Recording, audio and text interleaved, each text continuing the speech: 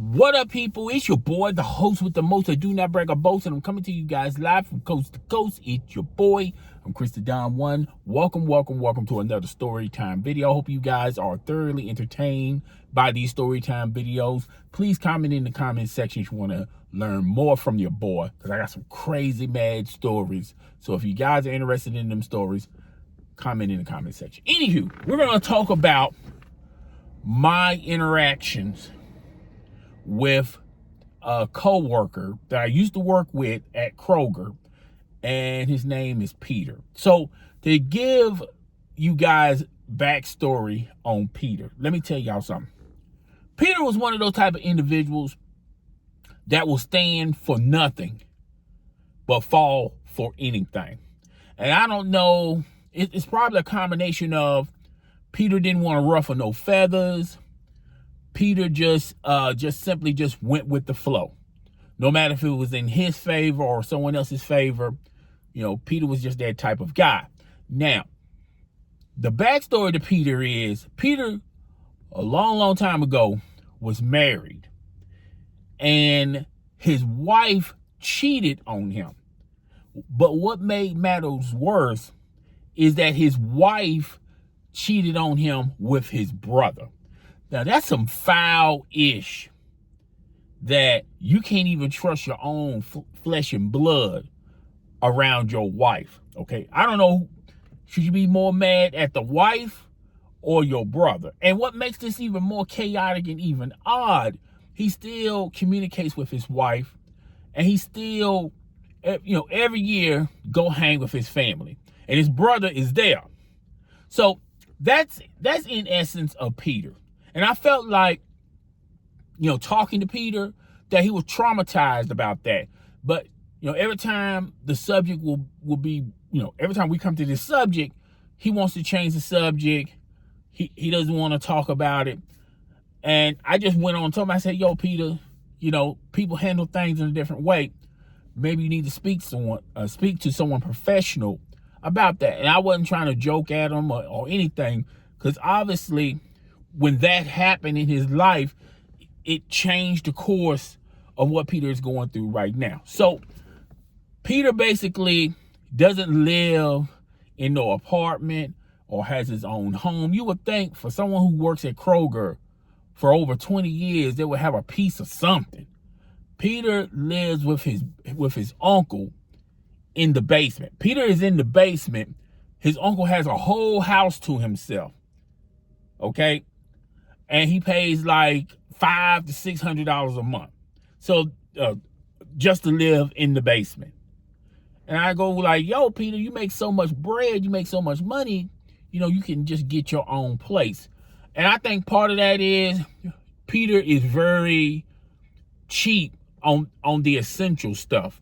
But on some crazy stuff like gambling, Peter had a addiction to lottery tickets. He would buy lottery tickets by the boatload like it was going out of style. I have seen Peter buy $100 in scratch offs, and if he's lucky, he's probably going to win half of it back, if he's lucky. But that's in essence of Peter. I worked with him. He wasn't my friend. So, but every once in a while we'll communicate. So that's pretty much Peter. So Peter is also one of those type of guys that he goes with the flow and he wants to be liked. Peter is extremely hardcore on that. He wants to be liked. He wants everybody to like him. And I told Peter, like, yo, man, you don't really get to pick who you work with. So you just got to go with the flow with certain people. Not everybody's going to like you. Some people are going to like you. Some people are going to hate you. He asked me. To me, when someone asks me, do I like them? I say it like this. I don't mind working with you. Because anything outside of work, we're not going to see each other. But, that was Peter in essence. He wanted to be liked. And he wanted to be appreciated. So I got transferred to Peter's department. Peter is in Frozen. And it didn't matter what time of day. It could be when I come in at 7 in the morning, or every once in a while, or when I come in at night. Peter would always, every time I interact with Peter, he would always have snot running down his face. Not running down his nose, down his face, from his nose, from his nostrils to his chin. It'd be literally snot just hanging on the bottom of his face.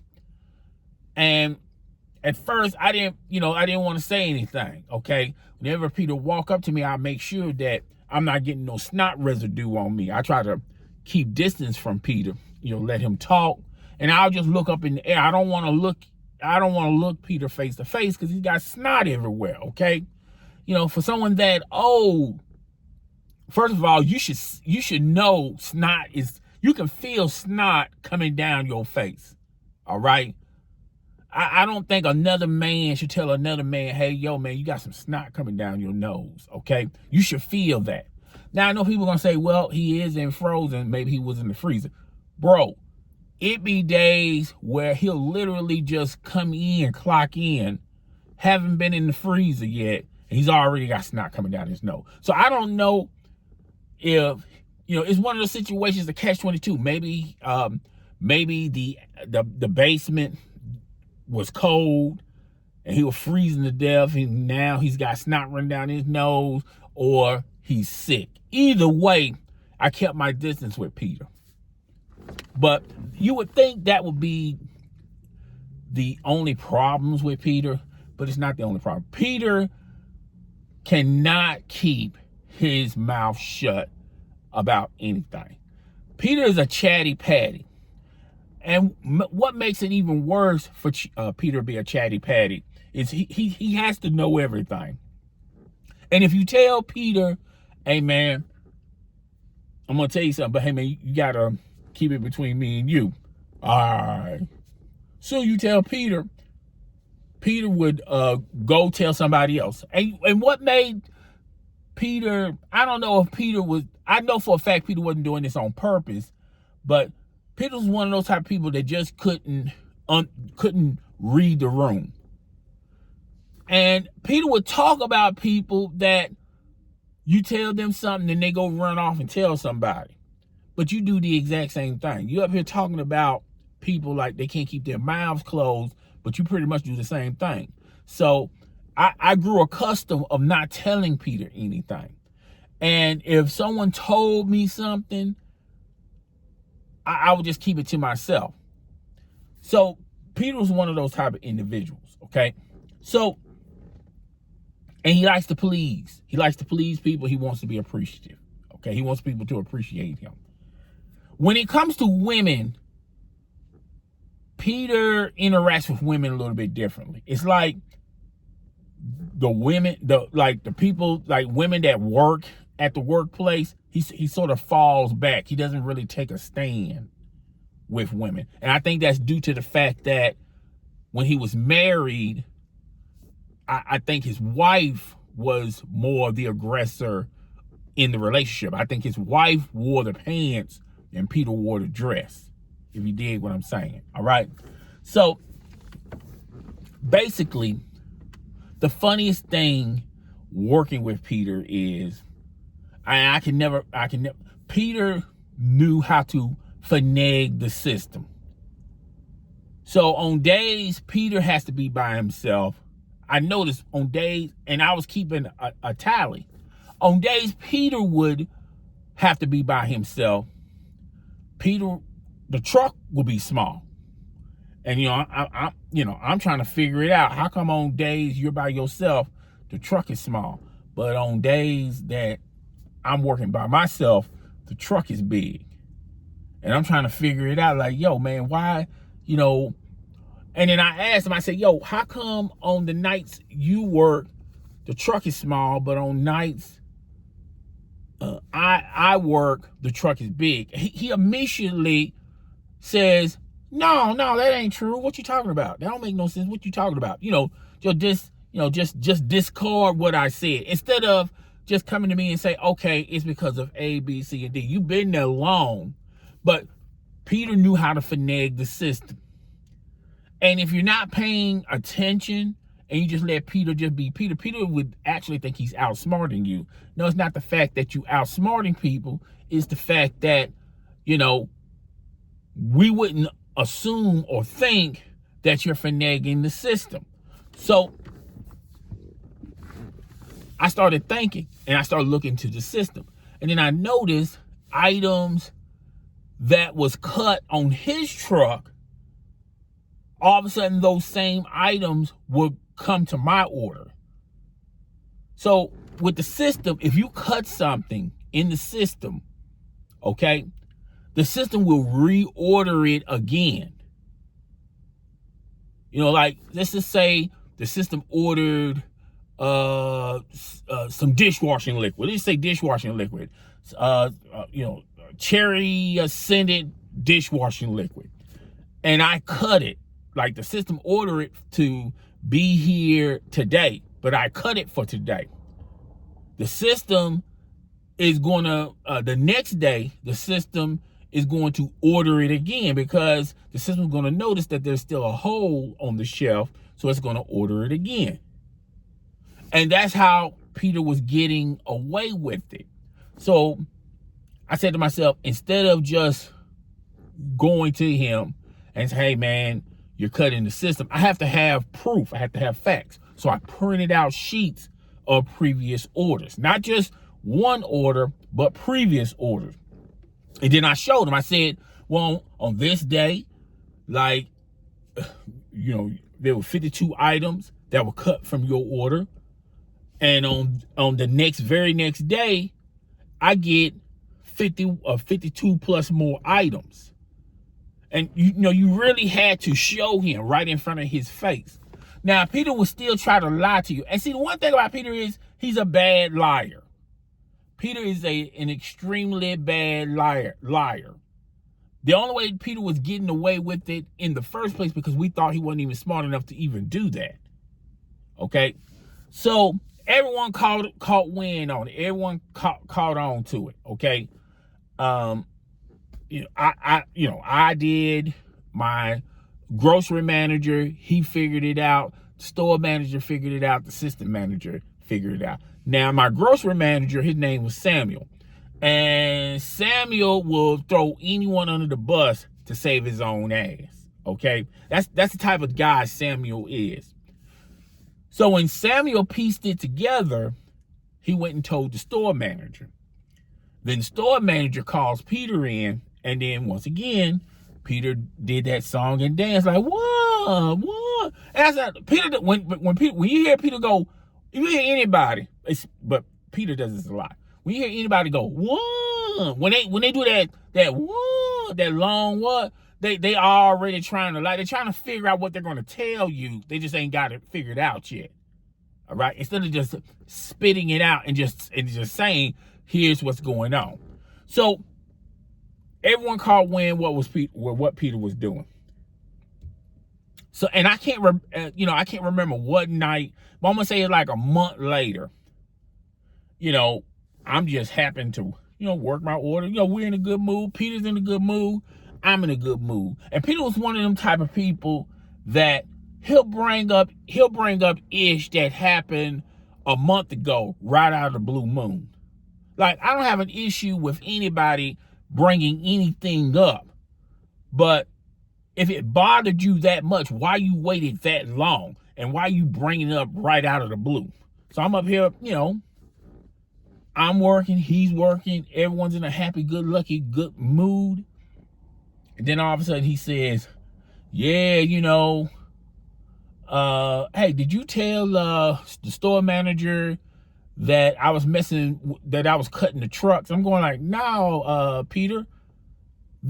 From my knowledge, they already knew. I was the last to know. And then I told him, I said, if Samuel knows, then the whole store knows. And then I even told him, I said, Peter, not only that, I have told you. A previous store manager assistant manager who no longer works here, who works at another location, she even said that you do it. So if everybody know that you're doing it and I'm the last to know, how come you assuming that I said something to the store manager? And I think the reason why he assumed that was because I had all that paperwork. Because you had to trap Peter into the truth. And like I said earlier, if I went and told Peter, like, hey, you doing this, you doing that, without no proof, he would have explained it away. But if I got the proof in front of me and say, hey, look, you're doing this and I can show you, this day, that day, if I had the proof, I can show him. He can't sit up there and lie about it. Okay. So I thought the situation was dead. I thought, we was in an understanding that we understood each other, that, hey, look, I didn't say anything and management already knew. So I thought everything was fine and dandy. But Peter's one of them type of people that he doesn't really tell you what he's actually thinking. He'll blur it out, but Peter, tries to fake the funk a little bit and, just says it's no big deal. Whenever Peter says it's no big deal, it's a huge big deal. All right. So 2 or 3 months go by, we had an audit. And normally when you get an audit, people come, they audit the store. You don't know where they're going to go. They can come in, audit the front end. They can come in, audit the meat department. There's no rhyme or reason. Nobody's going to know when they come and what they're going to audit. So the people came in, they audit frozen. And from that report, they found out that, oh man, frozen is all jacked up. Okay. The allocations are wrong. The balances are wrong. It's just messed up. And that infuriated the store manager because, he's going by what Peter's telling him. Everything's fine. Everything's good. Yeah, we got backstock, but we don't have a lot of backstock. Yeah, we done did the balances. Yes, we done did the allocations, and instead of going behind Peter, he's just falling for whatever Peter says. Well, the people from the audit came, they was not happy with their report, and the store manager got chewed out. And then after the store manager got chewed out, he got into us. And I told him, I said, hey, look, I'm not the frozen manager. I'm not the frozen lead. I'm not even the backup. So that's, I always let Peter, only time I order is that one day when Peter's off. Other than that, Peter does all the allocations. Peter does all the balances. Okay. So he got on Peter. And then Peter got scared. When you jump on, Peter is a timid type of individual. You jump on Peter, he's going to get scared. So he started trying to convince me, like, hey, maybe we should share the work with the orders and the allocations and the balances. And, I had an answer for that. I'm like, Peter, if we both do it and it still comes off wrong, if it still comes out wrong, then that's pretty much an out for you. So now you can go tell the store manager, well, I don't know what Chris did. You feel what I'm saying? So I just let you handle, since you are in charge. So yeah, that in a nutshell was my story time about Peter. Y'all tell me what y'all think. Rate, comment, subscribe. I'll see you guys on the flip side of things. Deuces.